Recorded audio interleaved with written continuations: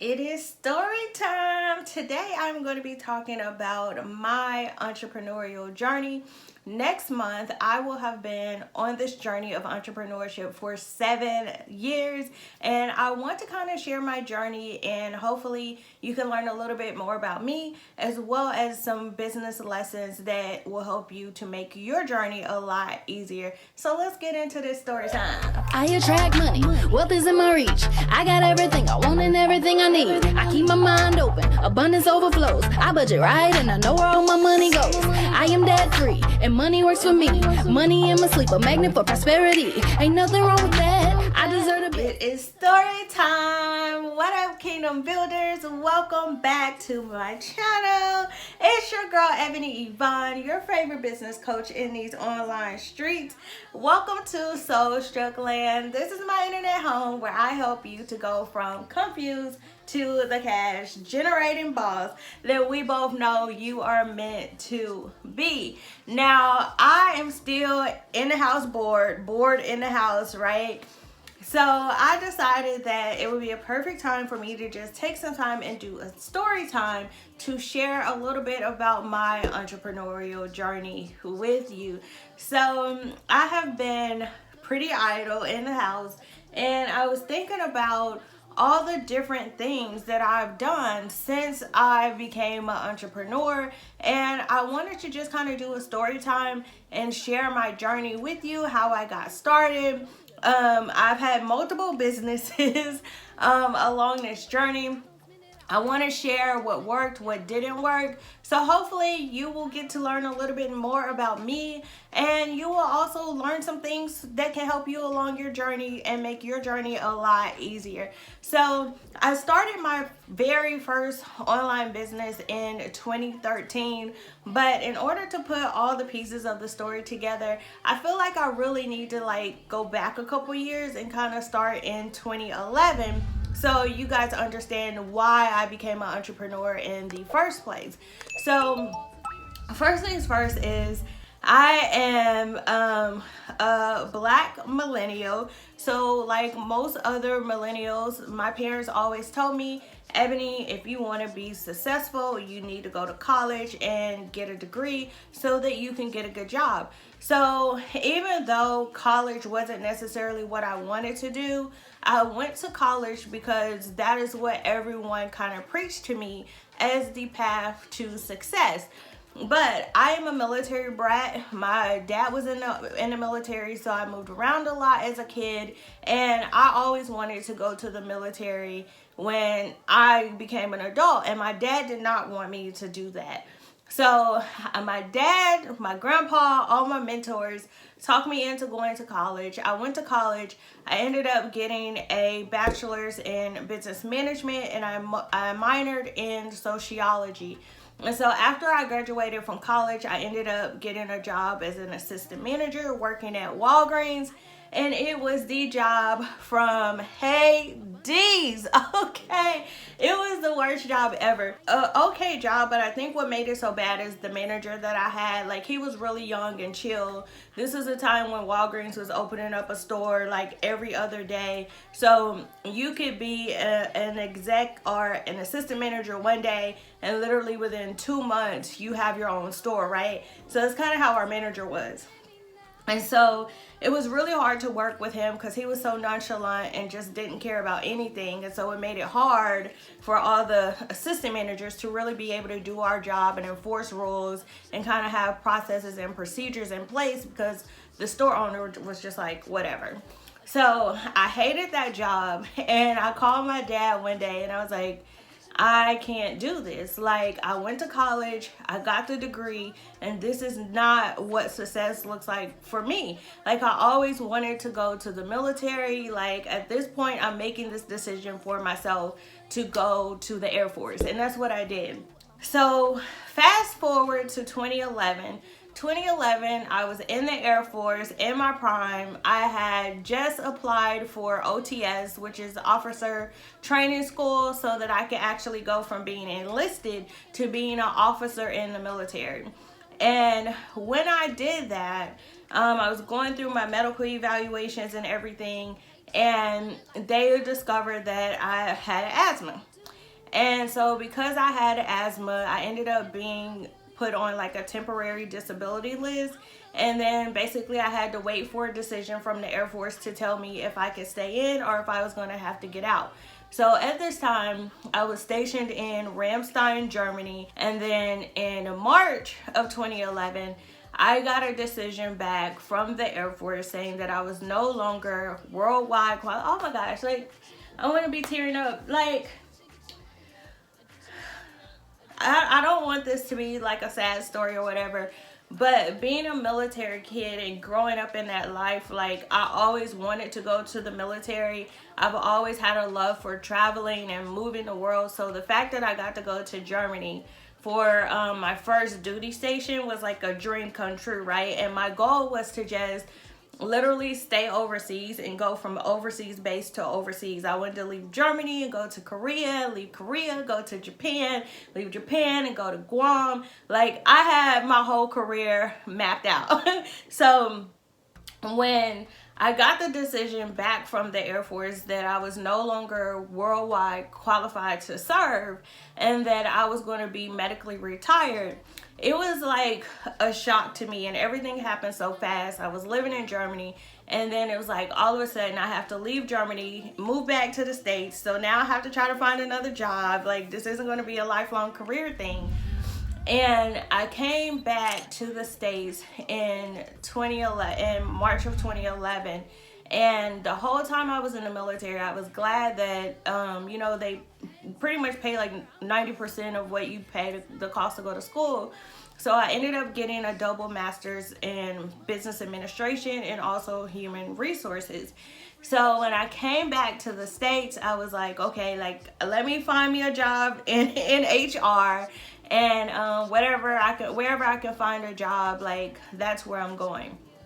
So I ended up getting a job in Little Rock as an HR trainer, where basically I just did trainings all day.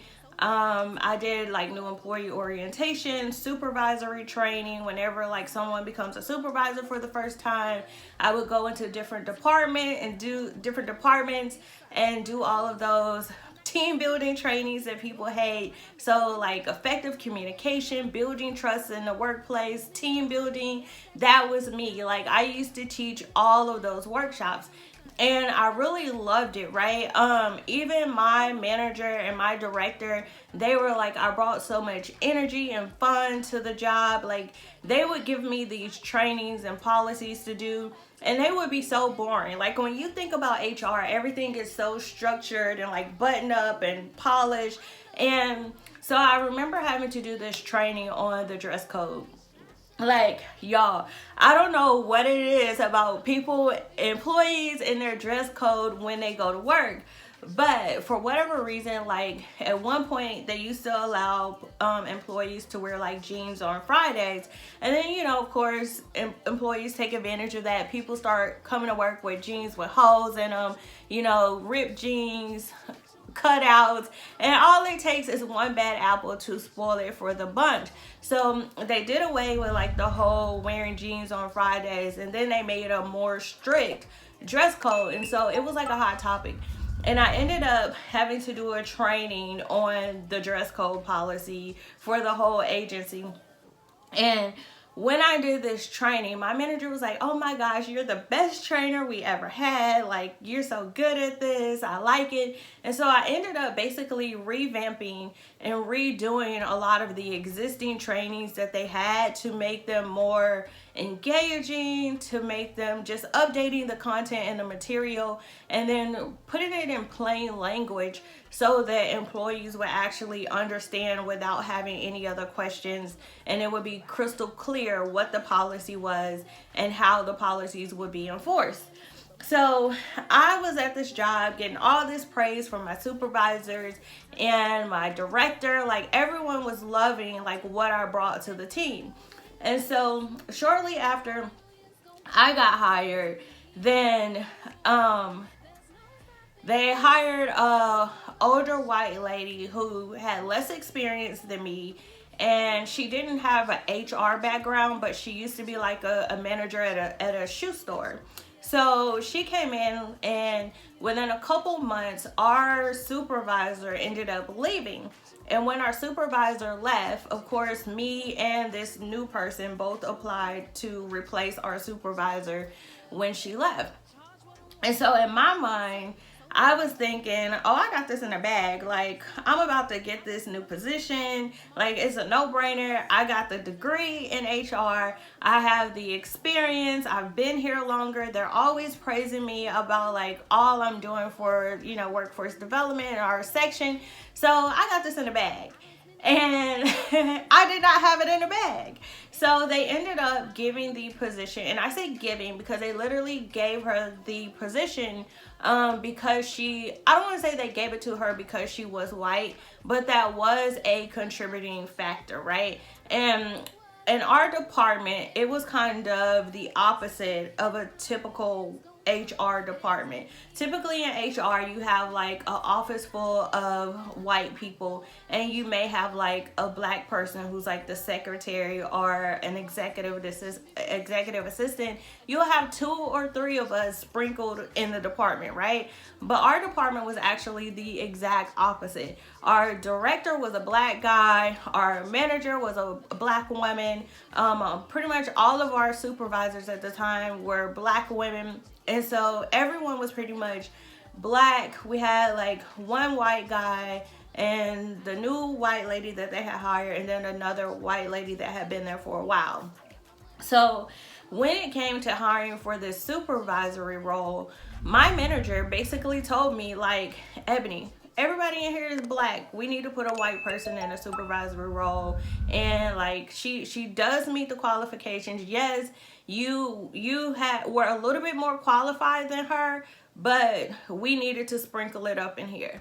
And so from an HR perspective, I get it. I understand the optics. But at the time, I was young. You feel like you got these degrees. You've been working hard. You done paid your dues. You ready to move up the ladder. So I did not like that. And so I ended up getting to the point to where like I resented this job. I started doing like the bare minimum. My trainings went from being on and popping to I being there like, welcome to new employee orientation. I'm Ebony. I will be your trainer for these next 3 days. And this is where we're going to cover. It was like doing my job, and that was it. So after that, I kind of became a little bit reclusive in my role. I started to feel like I was undervalued, significantly underpaid. And so I just kind of sat in my office all day listening to podcasts whenever I didn't have a training or something going on.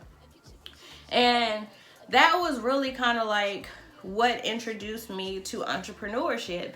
So as I'm sitting in my office listening to these different podcasts, one day I come across this podcast called Internet Business Mastery, and it had 2 co-hosts, Jeremy and Jason. And basically on this podcast, every single episode, they would interview all these other professional people who had left the workforce to start their own internet businesses.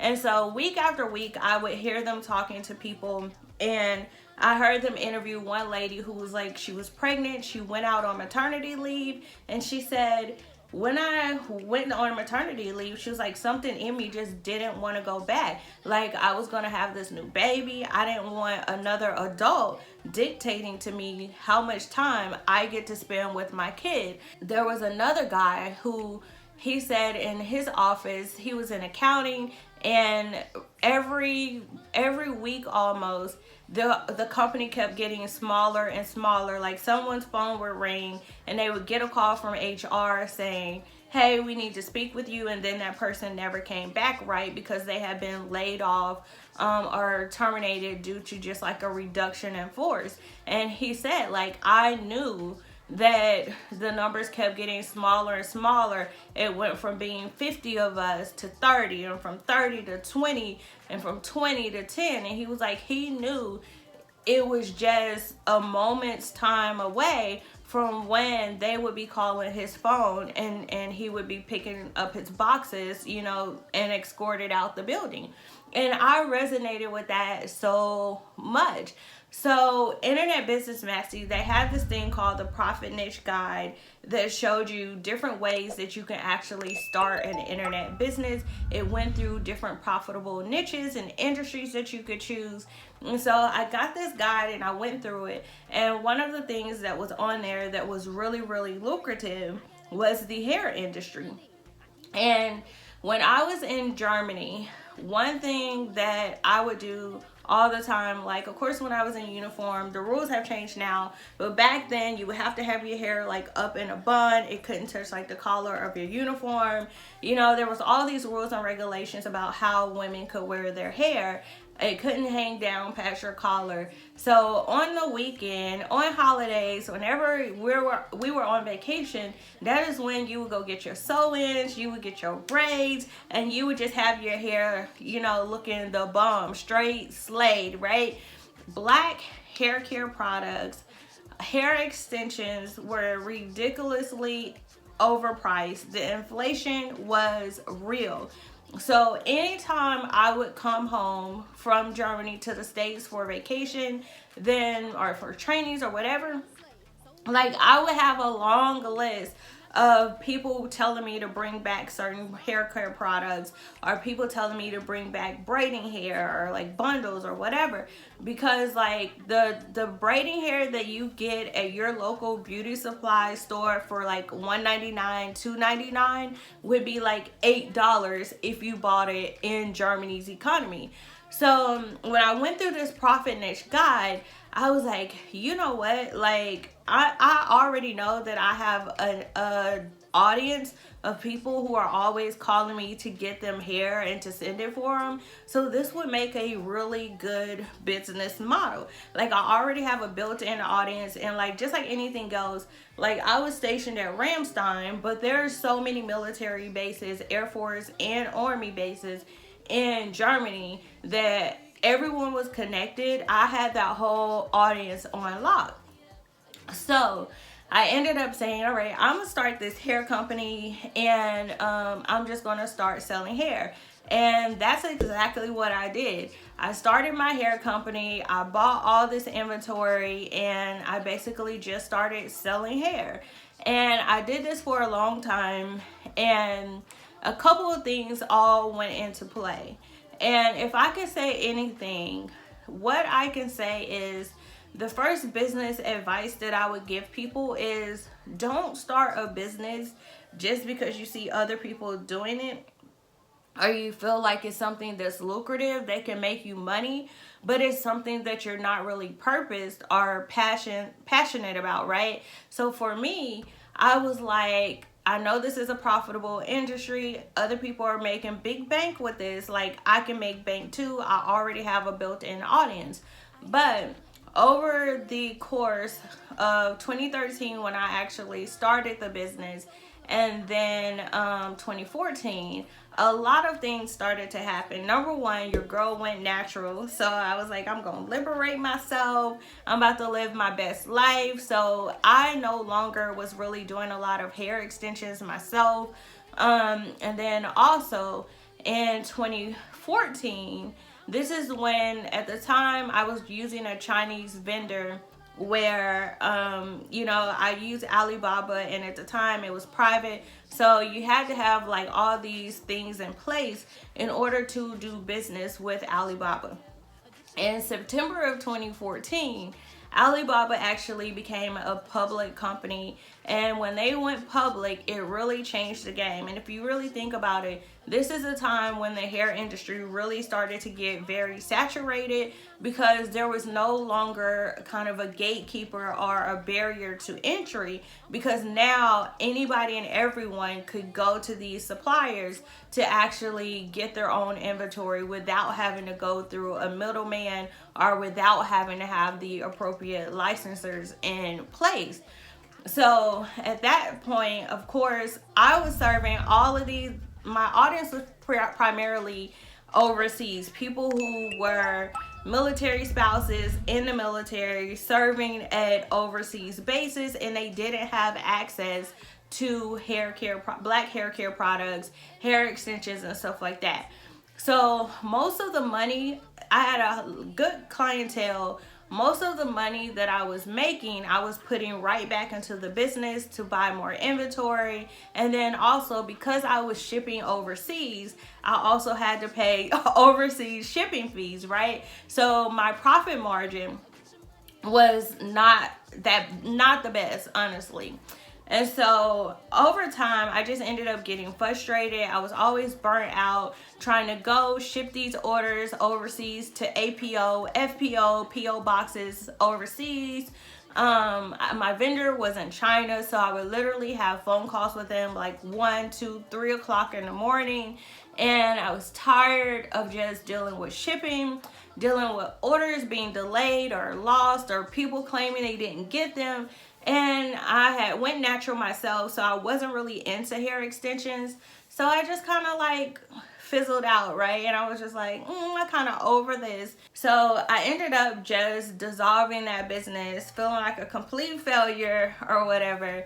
And I just kind of laid low for a while. And then shortly after I decided to let go of the business, one day I was literally sitting at home watching the movie The Equalizer. This is the first Equalizer that came out, like the movie, not the TV series. And I was watching a movie, and at one point during the movie, there was a quote that came across the screen from Mark Twain, and it said, "Are the two most important days in a person's life is the day you are born and the day you find out why." And so when I saw this quote, it really struck something in my soul. And I was like, okay, like, Ebony, you need to be figuring out why you are here, like what you are meant to do, like how are you going to show up in the world, how are you going to add value. So after this, I just kind of went on a whole journey of like self-discovery and just really figuring out what I was good at, what I like to do, the things I was passionate about, and exploring everything. So I used to work out every single day with one of my friends, and she was telling me about like her sister was trying to get a new job, and I was like, oh, I can help her with that. I was like, yeah, let's just set up a time, like we'll both come over to your house and I can help out, you know, look over her resume. And she had her job interview already scheduled. I was like, I can give her some interview prep tips or whatever. And so I went over to my friend's house and I helped her sister prepare for her interview. And I was just telling her like, okay, listen, your name is, I don't want to say her name and put her out there. So let's just say, I'm going to say her name was Ashinkashay, right? Urban black name. So I was like, listen, your name is Ashinkashay. So they already saw that on your resume. When you go into this job interview, they have already formulated all of these opinions about you just based off of your name. So when you go into this interview, the first 2 minutes of it, your entire goal is to dispel every single stereotype that they've already thought about you. So I gave her tips on how to do that. I went over most common questions that, you know, interviewers are likely to ask and how to answer those questions. And then when I left my friend's house, I just kind of had this aha moment. I was like, yo, I feel so good like about helping her answer these questions and telling her what they think, giving her this whole inside scoop on like how interviews go, how HR works, what they're looking for. And I just like had this aha moment where I was like, yo, I should be charging for this. Like, I am always writing resumes for people, helping people prepare for these interviews. Even when I was in the military, like in order to get promoted, you would have to submit like a packet, or if you wanted to get an award, and I would write these packages and awards for other people, right? And I was like, I should be charging for this. And so that's what I did. Like, I just started charging to write resumes for people. I started charging people to help them prepare for their interviews. I started charging people to help them negotiate their salary. And so I kind of started career coaching without even knowing that I had started it. And then after a while, I was like, no, like this is a real business model. Like I could do this full time and I can like make a real legit business out of this. So I kind of fell back into entrepreneurship. And so I started doing one-on-one clients, just doing career coaching services. And then eventually I started creating online courses where instead of me having to work one-on-one and help people prep for their interview, I created an interview prep course. Instead of me actually writing resumes for people, which was really time consuming, I actually started, I created a resume writing course to teach people how to write their own resumes. After that, I was like, okay, this one-on-one money is good, working person to person. Like, how can I tap into like getting some of this corporate money, getting some of this business money out there? So I started pitching the same workshops that I used to do inside of my department, like the effective communication, the team building trainings. I started pitching other nonprofits, colleges, churches, universities. Like I started pitching companies to say, hey, like I would reach out to nonprofits that like helped homeless people get off the streets and get jobs, right? And I would say, hey, do you need someone to come in and teach a resume writing workshop or teach someone like how to prep for an interview, whatever. So I started reaching out just to local businesses and going to these businesses and doing trainings for them. I reached out to my church, and then I started reaching out to other churches within our district and doing trainings for different organizations that way. And then eventually my career coaching clients started asking me like, well, how can I do what you're doing? Like, I want to be able to start my own business. That is how I really got into business coaching. So I actually started unofficially business coaching probably in like 2015. So in 2015, I started unofficially doing business coaching and just helping my previous career coaching clients to start their own businesses and walking them through that process, just working with them one-on-one. And then from 2015 to 2018, I basically did both. I was part-time career coach, helping people land their dream jobs, negotiate their salaries, whatever. And then part-time, I was helping them also start their own businesses, do consulting on the side, do coaching on the side. And then around 2018, my mentor was like, look, Ebony, if you really want to be able to scale your business, you have to be known for one thing. Like when you're doing career coaching, talking about career coaching one day, then the next day you're talking about business coaching, you're confusing your audience, right? And so you're trying to talk to two different audiences. So she's like, you got to pick a side. You got to do one or the other. And so, of course, at the time, I ended up having more people who were interested in starting their own business more so than getting their dream job.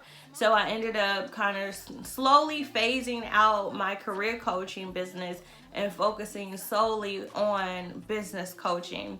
And then I did a lot of one-on-one business coaching for a while. And then I went into like group programs, creating courses, and then creating speaking engagements and things all around business coaching. That is how I got to be here business coaching full-time 7 years later.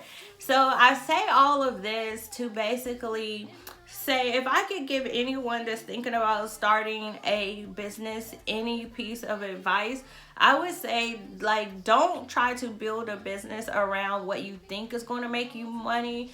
Build your business around your skill set. Build your business around your strengths. When I started my hair company, looking back, I realized that I never probably should have started that business in the first place, right? Even though it was something that I was passionate about at the time, it was something that I created an opportunity where I saw a need in the market for people who were overseas. But it helped me learn a lot about entrepreneurship, but it wasn't something that I feel like I was meant to do. And I think it was more so where I saw an opportunity and I was like, hey, this is a good money grab. But it also made me very frustrated. I felt overwhelmed and burnt out because it wasn't something that I was really passionate about. But when I fell back into entrepreneurship with my career coaching and then business coaching, it was something that I was passionate about. I was working in my expertise, I was leveraging my skill set, my education. So it's been an easy journey for me. And that's what I want to tell other people. Like, tap into your strengths. When you tap into your strengths, you're going to be able to, number one, build a business that you love, but the work is gratifying and it's that much easier because you're doing something that you're good at, you can excel at, and something that you like to do. So I think I'm gonna end this video here. I have been talking for a long time, but I wanted to just do a story time and share my journey with you. Like, let me know in the comments, are you an existing entrepreneur? What has your journey looked like? Do you have any questions for me? If you aren't an entrepreneur and you're thinking about starting a business, let me know in the comments below this video. And as always, if you are new here, girl, make sure you hit that subscribe button, turn on those notifications, so anytime I upload a new video, you'll be the first to know. In the meantime, you can always hang out in Soul Struggle Land and watch these videos right here. Bye, y'all.